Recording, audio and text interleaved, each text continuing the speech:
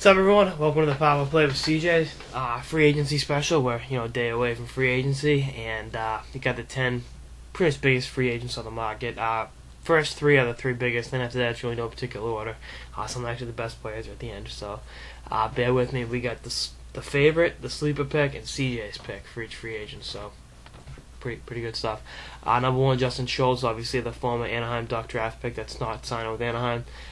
The favorite got to be his hometown team, the Vancouver Canucks. Obviously a great team, depending upon whether or not they can move Luongo. Now they got Schneider locked up.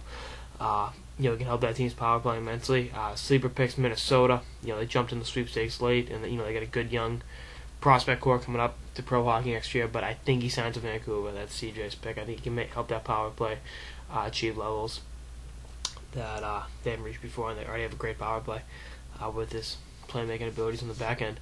Number two, Zach Parise, American kid. Favorites got to be staying with New Jersey and the Detroit Red Wings, co-number ones. Sleeper pick, Florida Panthers. Dale Talon is looking for some offense, and Parise can kind of do that with the best of them. But I got him staying in New Jersey. I think he's staying at home. Much to the dismay of fans all around the league, he's going to stay with Jersey, I think. I mean, he's got a meeting today with them. I don't know what's going to come of that, but I can see them getting a deal done, which I didn't think was possible before they made the finals. So there's that. Ryan Suter, favorites of Detroit Red Wings. They're coveting him. They need him on the back end, especially with Lidstrom hanging him up. Can definitely help that team in a number of different ways. Sleeper pick Tampa Bay. They need a top four defenseman. He fits that bill with the best of them. But hey, Detroit's a favorite, but my heart has him staying in Nashville. I think he's going to come back to the Predators. Shea Weber resigns, and then they have a great back end in Nashville for years to come. Wishful thinking. So, number four, Jason Garrison had a breakout year with the Panthers, and is hitting the market. Playing with Campbell on the power play to do that for you.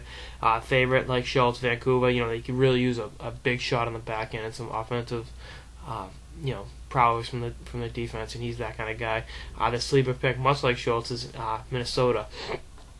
They too could use a big shot from the back end to help the power play and help get the puck to their young forward core.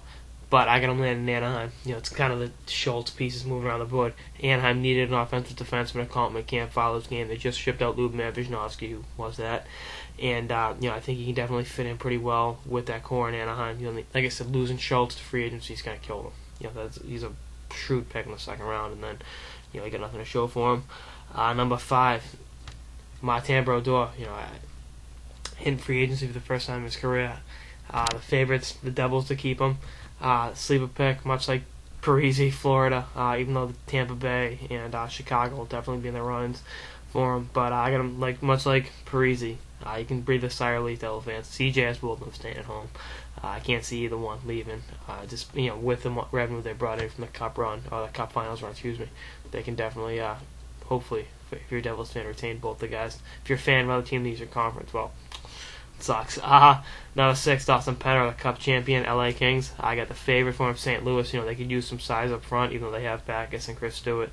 Some more size wouldn't hurt. They have a lot of undersized young forwards, but sleeper pick to keep him's LA, but I got him going St. Louis. I think him, Backus, and Chris Stewart on different lines would really give defense, especially smaller defenses, fits night in, night out. I think he could really give that team the championship experience he has from winning the two cups in Southern California, and help him get over the hump.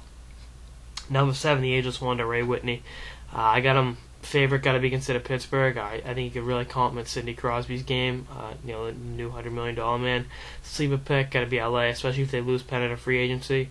But I got him going back to the Florida Panthers, taking us down to South Beach, and helping those young forwards, the Hubertos of the world, learn how it's done. And when you can finish in the top 10 scoring after your 40th birthday, who better to learn from, right?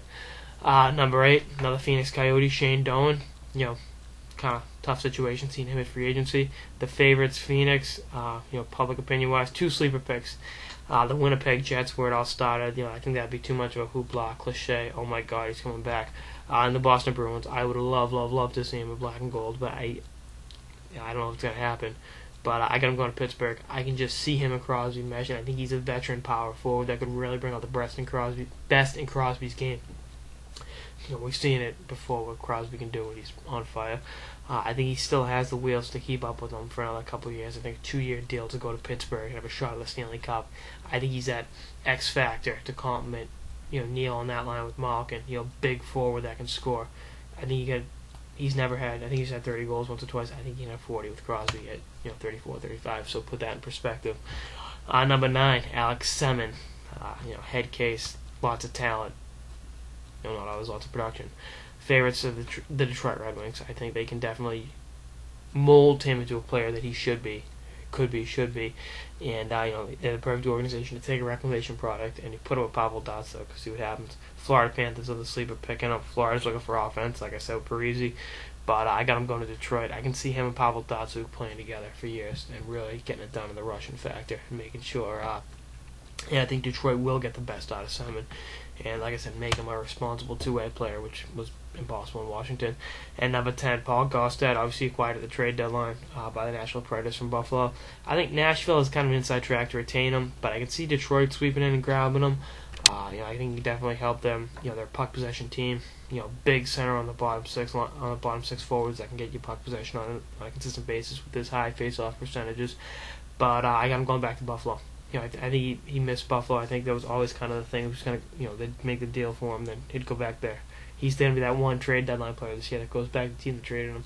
He played his whole career up there prior to Nashville, and I think it'd behoove him, not to go back there. But that's all I got. Let me know what you guys have to think on with free agency being, 36 less than that away. Hours. Stay tuned for more episodes of the Power Play with CJ throughout the off season and beyond. Later, guys.